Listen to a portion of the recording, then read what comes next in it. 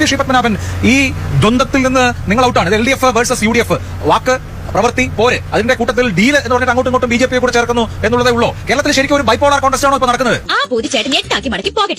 അങ്ങനെയാണോ അഭിലാഷേ? കേരളത്തിൽ കഴിഞ്ഞ ലോക്സഭാ തെരഞ്ഞെടുപ്പിൽ അങ്ങനെയാണോ നടന്നത്? കേരളത്തിൽ കഴിഞ്ഞ ലോക്സഭാ തെരഞ്ഞെടുപ്പ് കഴിഞ്ഞപ്പോൾ ഞങ്ങൾക്കും ഒരു മേയർ, CPM ഒരു മേയർ.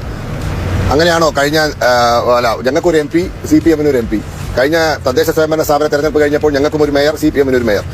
അങ്ങനെ ഇവർ തമ്മിൽ അങ്ങോട്ടും ഇങ്ങോട്ടും എന്തെങ്കിലും അനാവശ്യം വിളിച്ച് പറഞ്ഞാൽ നിങ്ങൾ പത്രക്കാരായിട്ട് പിന്നാലെ പോണ്ട, മൈൻഡ് ചെയ്യണ്ട. എനിക്കതാ പറയാനുള്ളത്. ഇത്തരത്തിലുള്ള അനാവശ്യമായ കാര്യങ്ങൾ ഇടതുപക്ഷത്തിന്റെയോ വലതുപക്ഷത്തിന്റെയോ ഭാഗത്തുണ്ടായാൽ നിങ്ങൾ മൈൻഡ് ചെയ്യണ്ട. ഞാനിപ്പോ മഞ്ചേശ്വരത്താണ്. ഈ മഞ്ചേശ്വരത്ത് കണ്ണുകൊണ്ട് കാണാവുന്ന ഒരു വികസനമേ ഉള്ളൂ. അത് നാഷണൽ ഹൈവേ 66 ആണ്. അതായത് തലപ്പാടിയിൽ നിന്നും ഇന്ന് കാസർഗോഡ് ടൗണിലേക്ക് എത്താൻ അരമണിക്കൂർ തികച്ചു വേണ്ട, 20 മിനിറ്റ് 25 മിനിറ്റ് കൊണ്ട് എത്താൻ സാധിക്കും. UDF പ്രശ്നം എന്താ അറിയോ? UDF പകരം വെക്കാൻ ഒന്നുമില്ല. ഇപ്പൊ LDF കുറ്റം പറഞ്ഞിട്ട് UDF എന്ത് പകരം വെക്കാനുണ്ട്? 12 വർഷം മുന്നേ ഇറങ്ങിപ്പോയതാ ഡൽഹിയിൽ നിന്ന് മൂക്കറ്റ അഴിമതിയിൽ മുങ്ങിയിട്ട്. 12 ലക്ഷം കോടി രൂപയുടെ അഴിമതി നടത്തി മൂക്കറ്റം അഴിമതിയിൽ മുങ്ങി ഇറങ്ങിപ്പോയതാ. അതിനുശേഷം നടന്ന 80% തെരഞ്ഞെടുപ്പിൽ തോറ്റതാ. ഇന്ത്യ രാജ്യത്ത് കഴിഞ്ഞ അവസാനമായി കോൺഗ്രസ് ജയിച്ചൊരു തെരഞ്ഞെടുപ്പ് ഏതാണെന്നറിയോ അഭിലാഷേ? അവസാനമായി കോൺഗ്രസ് ജയിച്ചൊരു തെരഞ്ഞെടുപ്പ് 2023 നവംബർ മാസത്തിൽ തെലുങ്കാനയിൽ നടന്നത്.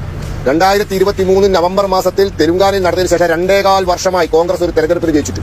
2.25 വർഷമായി. ഹരിയാന തോറ്റു, മഹാരാഷ്ട്ര